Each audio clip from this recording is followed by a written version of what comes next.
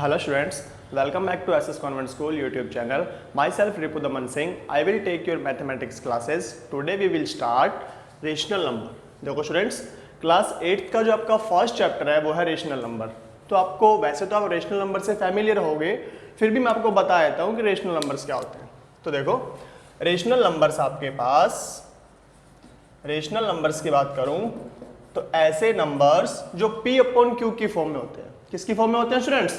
P upon Q की form में. Condition क्या होनी चाहिए आपके पास कि Q की वैल्यू 0 नहीं होनी चाहिए, तो वो आपके पास क्या हो जाएगा? Rational number. सर ऐसे समझ में नहीं आया, आप एग्जाम्पल देके बता दो तो हम समझ जाएंगे. मैंने कहा ठीक है. तो देखो एग्जाम्पल में देखो 2 अपॉन 3, देखो P अपॉन Q, बात समझ में आई? तो P अपॉन Q की फॉर्म में दिख रहा है आपको? Yes sir. यहां पर Q की वैल्यू देखो सर, Q की वैल्यू 3 है. Q की वैल्यू 3 है, मतलब Q की वैल्यू कुछ भी हो सकती है. Q की वैल्यू 1 2 3 4 5 कुछ भी, बट 0 नहीं हो सकती. यहां पर 0 नहीं हो सकती. तो 2 अपॉन 3 क्या है सर? ये हमारे पास क्या है? रेशनल नंबर है. ओके. अगर मैं आगे बात करता हूं आपसे, जैसे मैंने बात की 5 अपॉन 11, क्या सर ये भी रेशनल नंबर है? हाँ स्टूडेंट्स, ये भी रेशनल नंबर है. कैसे? देखो P की वैल्यू 5 है और Q की वैल्यू 11 है. मतलब बेसिकली मैं क्या कहना चाहता हूं कि जो डिनोमिनेटर अपने पास उसकी वैल्यू 0 नहीं होनी चाहिए. तो वो सारे नंबर्स हमारे पास क्या होंगे? Rational numbers. जैसे मैंने आपको एक एग्जांपल और दिया, आपके माइंड में कुछ भी आ रहा हो, बड़ी से बड़ी डिजिट को इमेजिन करो. जैसे मैंने बोला 121 अपॉन में 152 15123. ये बात समझ में आई? बताओ ये रेशनल नंबर है क्या? सर ने हमें इतना बताया कि रेशनल नंबर क्या होते हैं? P अपॉन Q की फॉर्म में, P अपॉन Q की फॉर्म में, बट Q की वैल्यू 0 नहीं होनी चाहिए. Q की वैल्यू 0 नहीं है, मतलब ये क्या हो गया हमारे पास? Rational number. इतनी बात समझ में आई? ओके. अगर मैं आपको यहीं पर एक एग्जांपल दे देता हूं 5. क्या बात बोल दिया मैंने? 5. क्या ये रेशनल नंबर है? सर यहां पर हमें P की वैल्यू तो 5 दिख रही है, बट Q की वैल्यू क्या है? देखो स्टूडेंट्स, मैंने कहा था कि 3, देखो जैसे यहाँ पर 3 है, जिसके नीचे कुछ नहीं होता उसके नीचे क्या होता है? 1 होता है ना. जिसके नीचे कुछ नहीं होता उसके नीचे क्या होता है? 1 होता है ना. वैसे यहाँ पर 5 के नीचे कुछ नहीं है, मतलब 5 के नीचे क्या है? 1 है. मतलब Q की वैल्यू कितनी आ गई? 1 आ गई. तो ये भी क्या बन गया? Rational number. क्या बन गया ये स्टूडेंट्स? Rational number. इतनी बात समझ में आई? सर इसका मतलब तो आपने अगर 5 को रेशनल नंबर बोला है तो 1 भी रेशनल नंबर होना चाहिए, क्योंकि 1 के अपॉन में कुछ नहीं है, तो इसके नीचे हमने 1 लगा दिया, तो ये भी क्या बन गया? रेशनल नंबर बन गया. सर ऐसे तो कितने भी नंबर ले लो, जैसे 25 36 99 1000, ठीक है, कितने भी नंबर ले लो, वो सारे क्या रेशनल नंबर है? हाँ वो सारे क्या है? Rational number. देखो इसके अपॉन में भी 1, इसके अपॉन में भी 1, इसके अपॉन में भी 1 और इसके अपॉन में भी 1. इतनी बात समझ में आई? सर यहां से क्या कंक्लूजन निकाला हमारे पास? यहां से मैं आपको बोल सकता हूं कि जितने भी हमारे पास नेचुरल नंबर है, जितने भी हमारे पास नेचुरल नंबर है, all natural number. Natural number क्या होते हैं? सर नेचुरल नंबर 1 से स्टार्ट होते हैं, 1 2 3 4 5 एंड सो ऑन इन्फिनिटी तक जाते हैं. तो जितने भी नेचुरल नंबर है, क्या सर सारे के सारे रेशनल नंबर है? हाँ सारे के सारे रेशनल नंबर है. तो मैं यहां पर क्या बोल सकता हूं? All natural numbers, all natural numbers are rational number, are rational number. इतनी बात समझ में आई? देखो दोबारा से रिवाइज करवाता हूं. मैंने अपने जो एक्सरसाइज पढ़ रहे हैं वो कौन सी पढ़ रहे हैं? Rational number. रेशनल नंबर क्या होते हैं? सर ने हमें बताया जो P अपॉन Q की फॉर्म में होते हैं वो क्या होते हैं? रेशनल नंबर होते हैं. बट एक कंडीशन और बता दी सर ने कि Q की वैल्यू 0 नहीं होनी चाहिए. Q की वैल्यू 0 नहीं होनी चाहिए. हाँ Q की वैल्यू 1 2 3 4 5 एनीथिंग यू वांट, ठीक है, कुछ भी हो सकती है आपके पास, बट Q की वैल्यू क्या नहीं होनी चाहिए? 0 नहीं होनी चाहिए. इतनी बात समझ में आई? फिर आपने एग्जांपल देखा 2 upon 3, yes sir rational number. 5 upon 11, yes sir rational number. 121 upon में 15123, yes sir rational number. 5 upon 1, yes sir ये भी रेशनल. फिर आपने देखा कि ओनली 25 लिया, 36 लिया, 99 लिया, मतलब इनके अपॉन में अगर मैंने 1 लगा दिया तो ये भी क्या बन गया हमारे पास? रेशनल नंबर बन गया। मतलब आपने थोड़ा दिमाग का प्रयोग किया अपना और आपने देखा कि जितने भी नेचुरल नंबर्स थे उनके अपोन में तो क्या होता है, सबके अपोन में 1 ही तो होता है। तो आपने क्या बोला कि सर जितने भी नेचुरल नंबर है, all natural numbers are rational number. ठीक है। अब कोई स्टूडेंट सोच रहा होगा कि सर जब all natural numbers are rational numbers है तो क्या all rational numbers are natural numbers होंगे? सिंपल सी बात, देखो क्या बोल रहा हूं मैं, इसको रफ कर देता हूं मैं एक बार, इसको जल्दी से वीडियो को पॉज करो और यहां पर रेशनल नंबर नोट करो। रेशनल नंबर के इज इक्वल्स टू में पी अपॉन की, देखो एक्सरसाइज करवाने से पहले जितनी भी एक्सरसाइज होगी, एक्सरसाइज से पहले क्या होगा, उसका बेसिक होगा। ठीक है।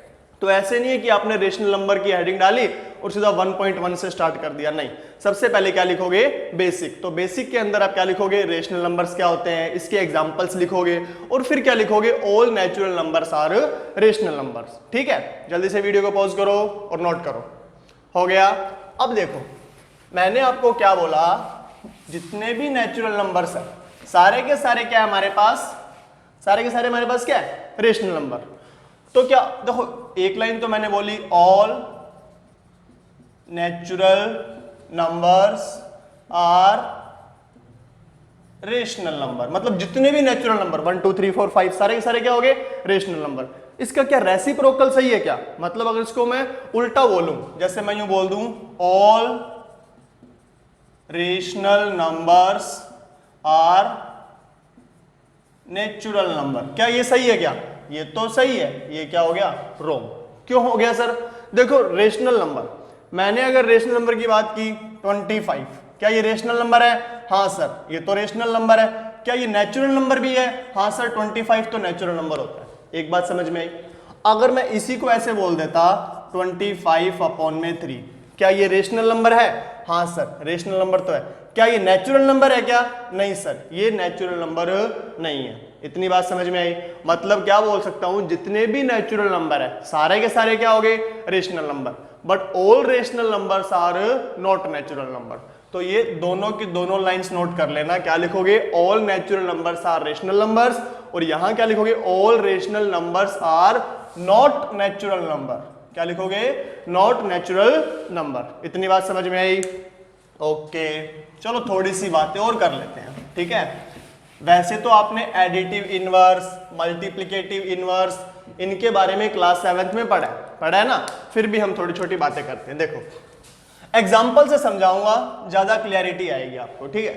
अगर मैं आपको बोलूं 2+3, मैंने क्या बोला 2+3, क्या ये इक्वल होगा क्या 3+2 के, हाँ सर 2+3 कर दो या 3+2 कर दो।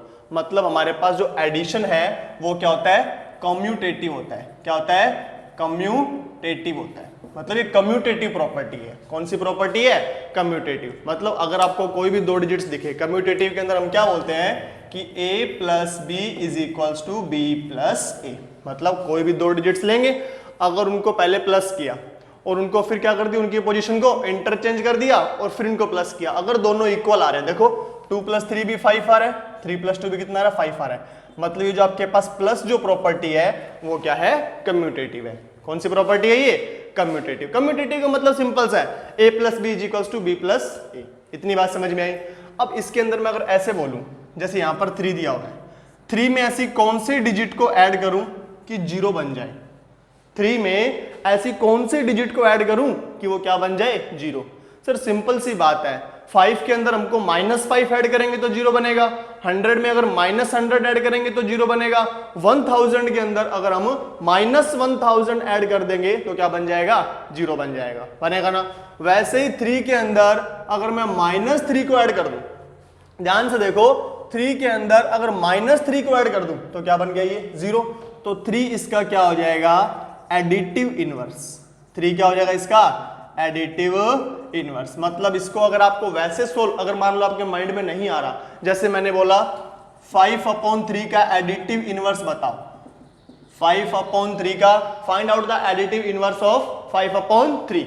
5/3 का क्या बताओ, एडिटिव इनवर्स बताओ। तो आपको कुछ नहीं करना, सिर्फ छोटा सा काम करना है, 5/3 एडिटिव इनवर्स बोला, ये लो एडिटिव, यहां पर क्या वैल्यू है, आपने x मान लिया, मैथ्स में तो मानने वाला ही काम है, x मान लिया और इज इक्वल्स टू में क्या कर दिया, 0।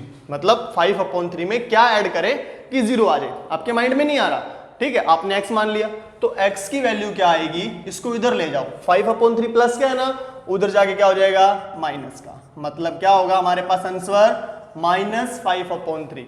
मतलब अगर -5/3 यहां पर पुट करूंगा तो वो 5/3 का क्या होगा, एडिटिव इनवर्स। क्या होगा, एडिटिव इनवर्स। इतनी बात समझ में आई? जल्दी से वीडियो को पॉज करो और इसको नोट करो, फिर आगे बताता हूं। कर लिया इसको, वीडियो को पॉज कर लिया, चलो देखो आगे।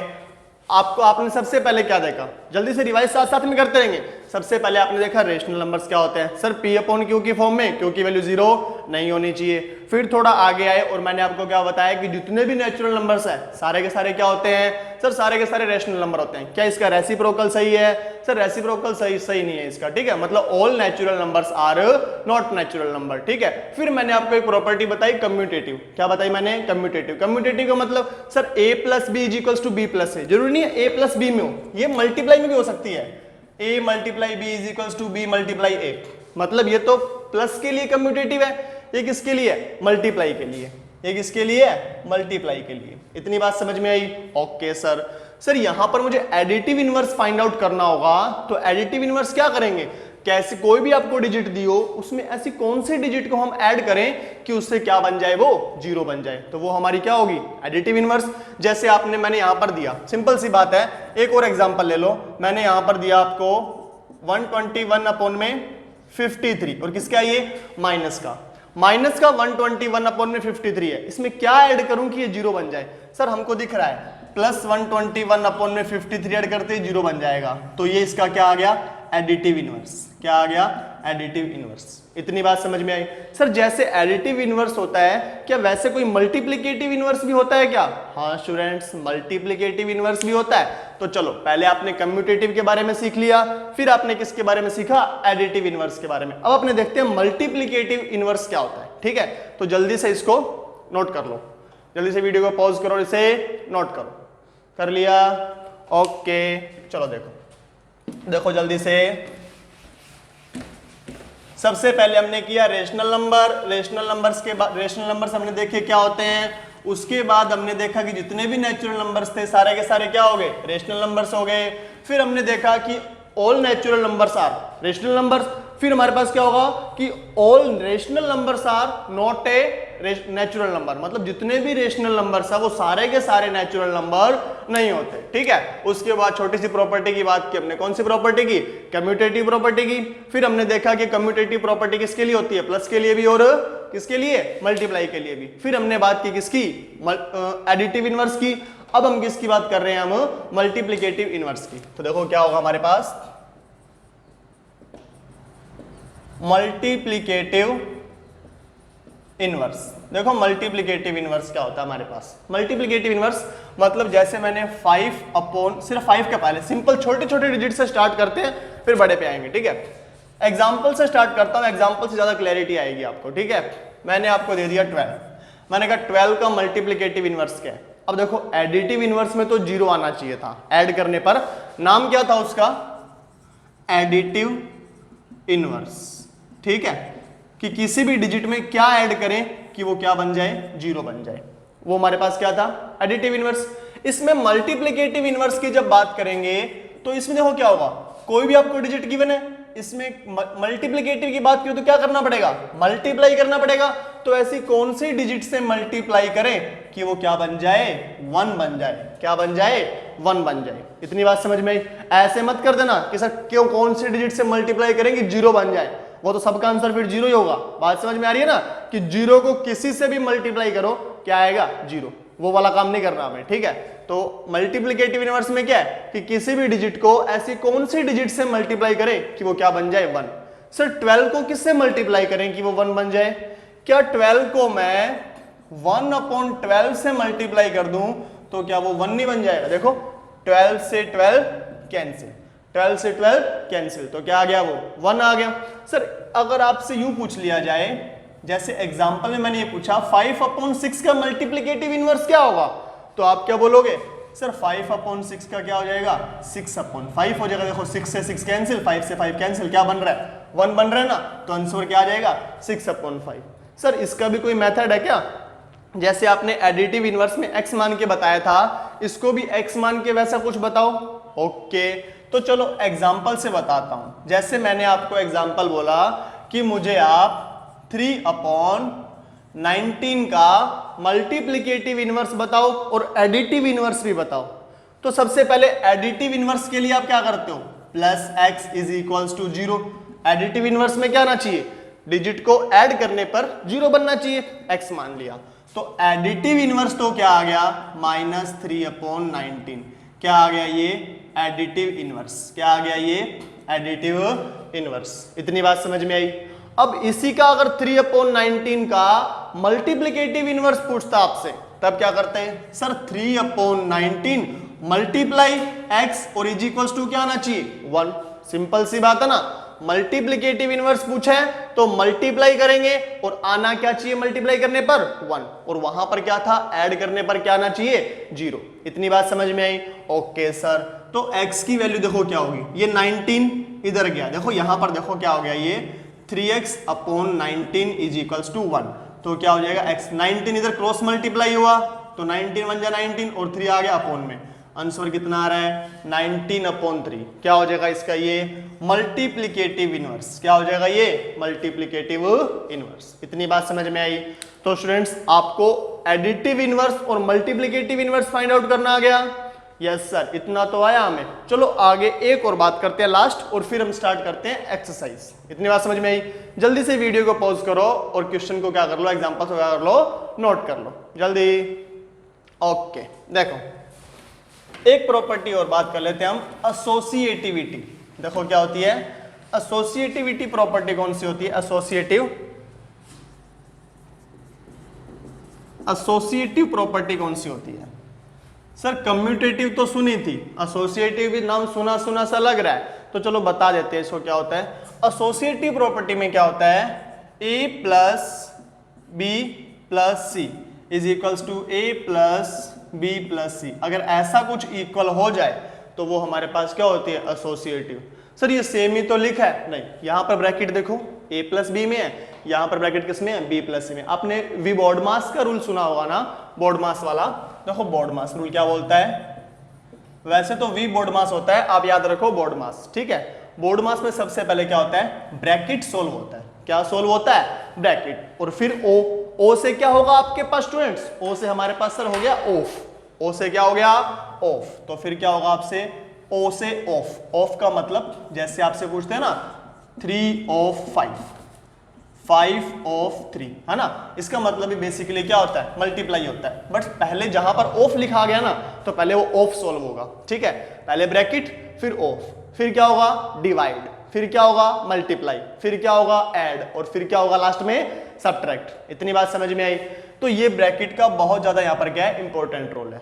सर इसका कोई एग्जांपल दो, फिर हमको समझ में आएगा, ऐसे क्लैरिटी नहीं आ रही है ना, फील आना चाहिए आपको, ठीक है। देखो a प्लस बी, जैसे मैंने बोला 5, जैसे मैंने बोला a की वैल्यू कितनी है 2, और b की वैल्यू कितनी है 9, और c की वैल्यू कितनी है 1।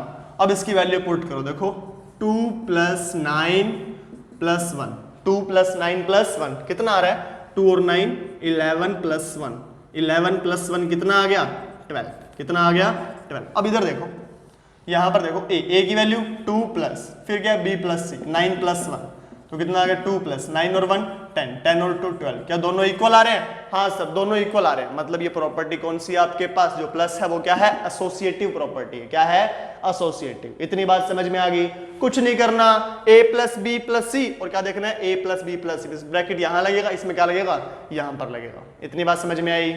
चलो जल्दी से वीडियो को पॉज करो, जो भी आपको बोर्ड पे दिख रहा है, जितना भी नोट करना आपको नोट कर लो। फिर अपने स्टार्ट करते हैं एक्सरसाइज नंबर 1.1।